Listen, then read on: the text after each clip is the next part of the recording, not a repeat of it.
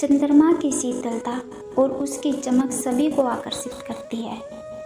लेकिन क्या आप जानते हैं कि एक समय ऐसा भी था जब चंद्रदेव को श्राप मिला था, और यह कोई साधारण श्राप नहीं था, बल्कि भगवान गणेश के क्रोध का परिणाम था।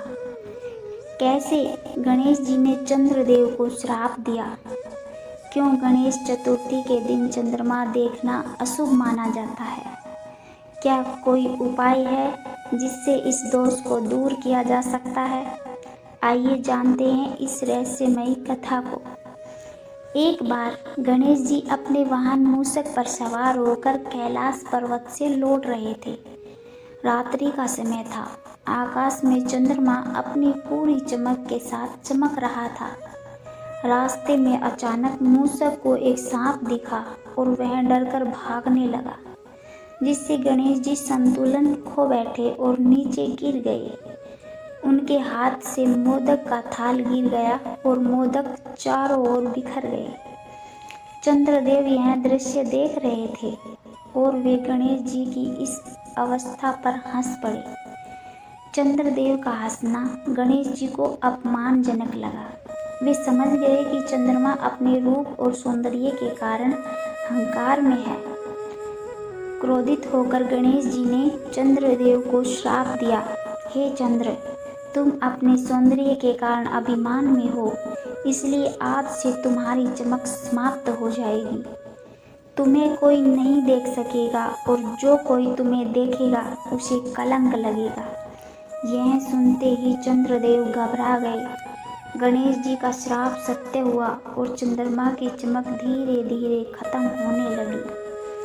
चंद्रदेव घबराकर भगवान ब्रह्मा, विष्णु और महादेव के पास गए, लेकिन किसी के पास इस श्राप को समाप्त करने का कोई उपाय नहीं था। आखिरकार वे गणेश जी के पास पहुँचे और क्षमा याचना करने लगे। हे गणेश जी, मैं अपने अहंकार के कारण अज्ञानता में था, कृपया मुझे क्षमा करें। गणेश जी का हृदय दयालु था। वे जानते थे कि चंद्रमा के बिना संसार में अंधकार छा जाएगा, इसलिए उन्होंने चंद्रदेव को श्राप से मुक्त करने का एक उपाय बताया।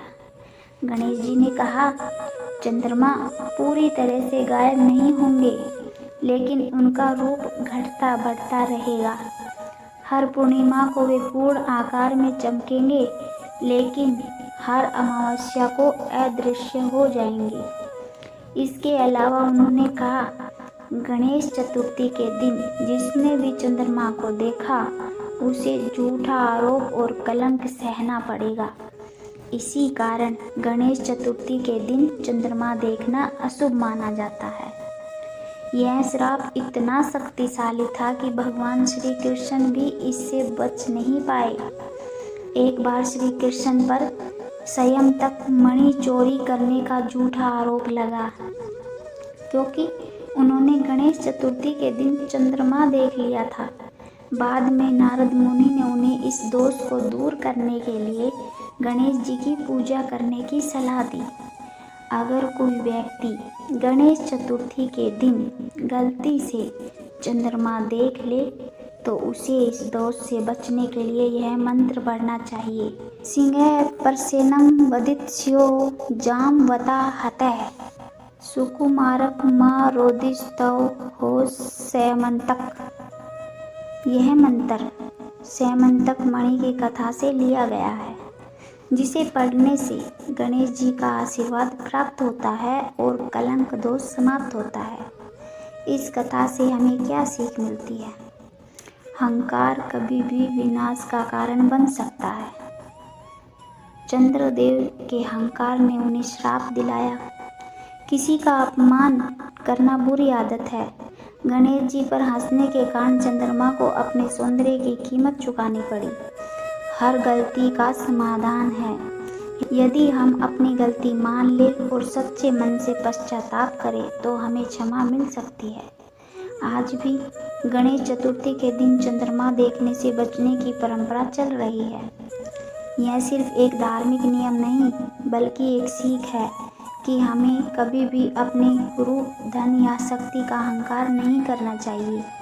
गणेश जी ने हमें सिखाया है कि असली सौंदर्य बाहरी नहीं बल्कि हमारे कर्मों और आचरण में होता है। जय श्री गणेश। अगर आपको यह कहानी पसंद आई तो इसे लाइक करें, शेयर करें और हमारे चैनल बोलती कहानियाँ को सब्सक्राइब करें।